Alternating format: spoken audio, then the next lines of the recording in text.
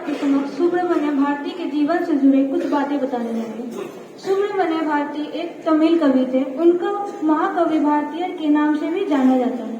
उनकी कविताओं में राष्ट्रभक्ति कूट कूट कर भरी हुई है। वह एक कवि होने के साथ साथ भारतीय स्वतंत्रता संग्राम में शामिल सेनानी, समाज सुधारक, पत्रकार तथा उत्तर भारत व दक्षिण भारत के मध्य एकता सेतु के समान थे। भारती जी का जन्म 11 दिसंबर 1882 भारत के दक्षिणी प्रांत तमिलनाडु के गांव अत्तयपुरम में एक तमिल ब्राह्मण परिवार में हुआ था। उनकी प्रारंभिक शिक्षा स्थानीय विद्यालय में ही हुई। मेधावी छात्र होने के नाते वहां के राजा ने उन्हें भारती की उपाधि दी। जब वे 5 वर्ष के थे तभी उनके माता पिता का निधन हो गया। वे बाहरी दुनिया को देखने के बड़े उत्सुक थे। विवाह के बाद सन 1898 में वे उच्च शिक्षा के लिए बनारस चले गए।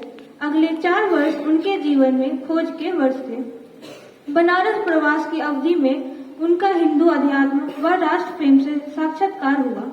4 साल के काशीवास में भारती ने संस्कृत, हिंदी और अंग्रेजी भाषा का अध्ययन किया। अंग्रेजी भाषा की कवि शैली से वे विशेष प्रभावित थे। काशी में उनका संपर्क भारतेंदु हरिश्चंद्र द्वारा निर्मित हरिश्चंद्र मंडल से रहा।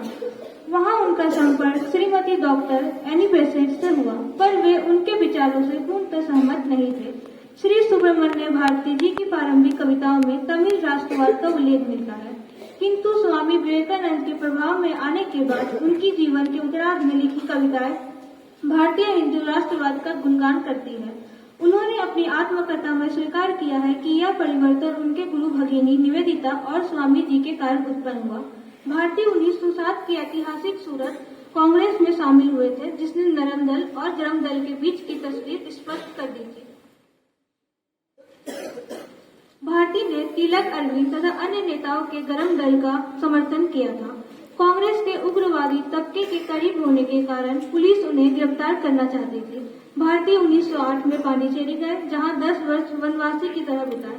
इसी दौरान उन्होंने कविता और गद्य के जरिए आजादी की बात करी। साप्ताहिक इंडिया के द्वारा आजादी की प्राप्ति, जाति भेद को समाप्त करने और राष्ट्रीय जीवन में नारी शक्ति की पहचान के लिए वे जुटे रहे। आजादी के आंदोलन में 20 नवंबर 1912 को वे जेल गए।